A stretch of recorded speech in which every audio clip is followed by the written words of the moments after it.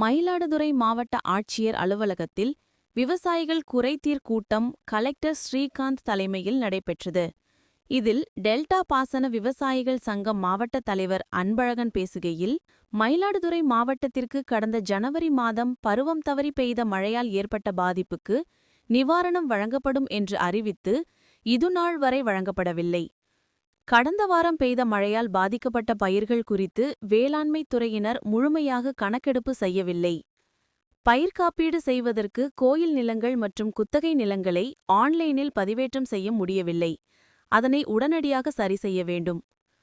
பயிர் பாதிப்பு கணக்கெடுப்பில் ஜிபிஆர்எஸ் உடன் புகைப்படம் எடுத்து பதிவேற்றம் செய்வதற்கு நெட்வொர்க் கிடைக்காததால் பணிகள் பாதிப்புவதை தவிர்க்க வேண்டும். தமிழக விவசாயிகளின் நலனை தமிழக முதல்வருக்கு எடுத்துக் கூறி நிவாரணம் பெற்றுத் தராத அமைச்சர் தற்போது உள்ளார்.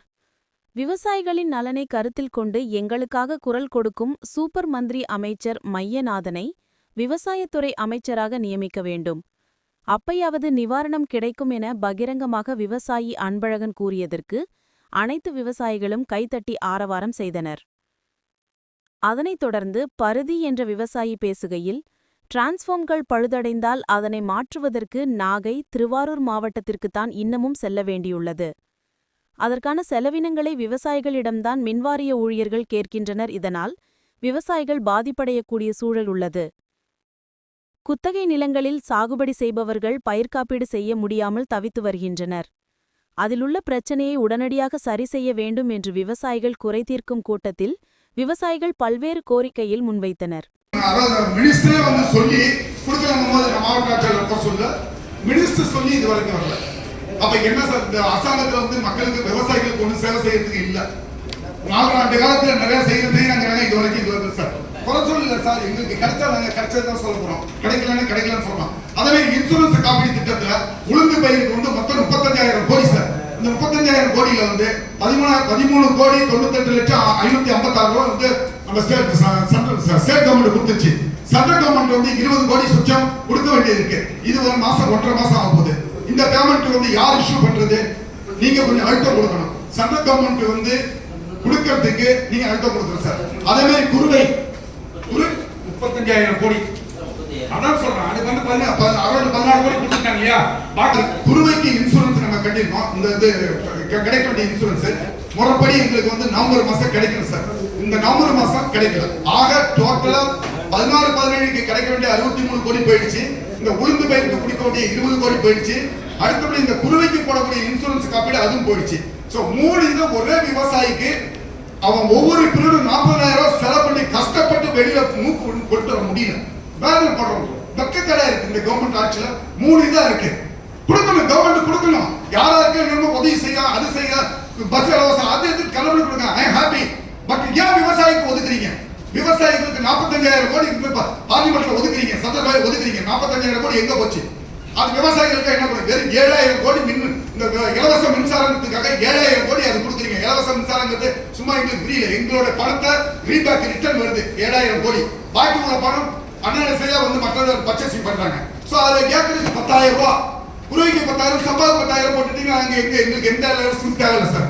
அது முக்கியமான. இப்போ பருவமழை பெஞ்சிருக்கு சார். உங்களுக்கு தெரியும், லாஸ்ட் ஒரு 15 நாளைக்கு முன்னாடி பருவமழை பெஞ்சு எல்லாரும் விர விட்டாங்க. இது நான் முதற்கொண்டு நிறைய இந்த மயிலாடுதுறையில சீர்காழி, குத்தாலம், சன்னார் கோயில், மயிலாடுதுறை மாவட்டம் கொல்லிடா நம்மளோட இதுல வரல, நம்மளோட இது கிடையாதுயா.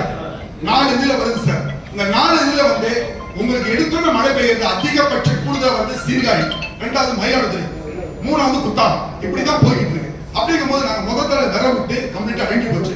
அப்ப வந்து இப்போ ஒரு சார் சொன்னாங்க ஸ்கேன் பண்ணி எடுக்கிறது. அது வந்து அந்த ஏவோ வந்து எடுக்கும் போது ஸ்கேன் எடுக்கிறதுக்கு போது எங்களுக்கு இன்னும் ஆர்டர் எல்லாம் வரல.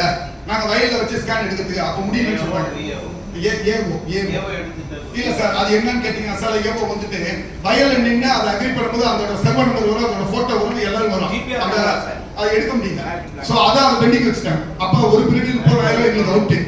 2வது பீரியட் மீண்டும் நட்டு சார். இங்க பாருங்க, இந்த நாட்டோட நிலைமை பாருங்க. இந்த விவசாயி என்ன கொடுமைக்கு ஆகணும் பாருங்க. எவ்வளவு கஷ்டப்பட்டு இதை ஆளாக்கி இதோட கிட்டத்தட்ட 1 அடி இது திருப்பி இது அழி போச்சுன்னா இது யூரியா கொடுத்தா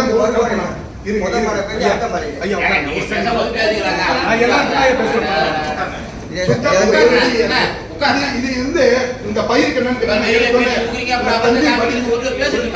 ஒரு செகண்ட் தண்ணி வடிஞ்சு ஒரு நிமிஷம் இதை ஒரு அட்லீஸ்ட் 1 வீக் காய போட்டு லேசா யூரியா கொடுத்து இது களை வெடிக்கணும். இது பனைக்கக்கூடிய சக்தி எங்களுக்கு வந்து 20-25 தூர் வந்தாதான் எங்களுக்கு பகந்தாகும். இப்ப இது வந்து 2 தூருக்கு மேல உடையாது சார். இது கம்ப்ளீட்டா அழிஞ்சதுதான். இப்படி ஃபுல் அமௌண்ட் அழிஞ்சதுன்னா பின்னாடி 40,000 அழிஞ்சிருக்கு, இப்ப 40,000 அழியுது. இப்போ 3வது பீரியடு இப்ப 29ஆம் தேதி மேல வருதுன்னு சொல்லியிருக்காங்க. ஈவி பொறியாளர் அலுவலகம் மயிலாடுதுறைக்கு வரல எஸ்சி ஆபீஸ் ஒண்ணு. இந்த எஸ்சி ஆபீஸ் ஏன் வரணும்னு நாங்க கேட்கறோம்னா விவசாயிகளுக்கு பாதிப்பு. விவசாயிகள் வந்து நான் விதை விடுறாங்க, அந்த டயத்துல டேக்ஸ் பாரம் பீஸ் ஆயிடுது, வெடிச்சு போயிடுங்க. டேக்ஸ் பாரத்தை எடுத்துட்டு எங்க போகணும்? நாங்க திருவாரூருக்கு தான் போகணும். திருவாரூருக்கு போகும்போது ஒரு விவசாயிகிட்ட என்ன பண்றாங்க, ஈபில 1000-2000 கலெக்ட் பண்றாங்க.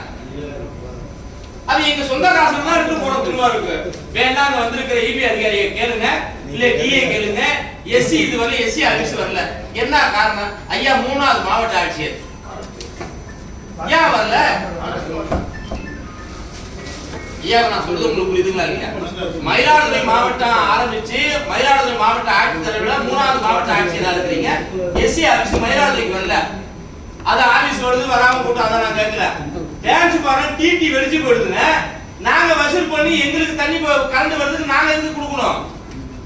டிபார்ட்மெண்ட்ல வசூல் பண்றாங்க. இங்க திருவாரூர் போக வேண்டியதா இருக்கு. சம்பவம் நடந்தது எங்க சமாதான ஒன்றியத்துல ஒரு சம்பவம் நடந்தது, நான் பேச விரும்பல, எங்களை சரி பண்ணி விட்டுட்டாங்க. 2 மணிக்கு சம்பவம் நடக்குதுங்க, மத்தியானம் 2 மணிக்கு. தொடர்ந்து ஒரு வாரமா அதிகாரிகளை சொல்லிட்டு இருக்காரு எங்க ஜாயிண்ட் செக்ரட்டரி மாவட்ட துணை செயலாளர் ஞானவர் சொல்லிட்டு இருக்காரு.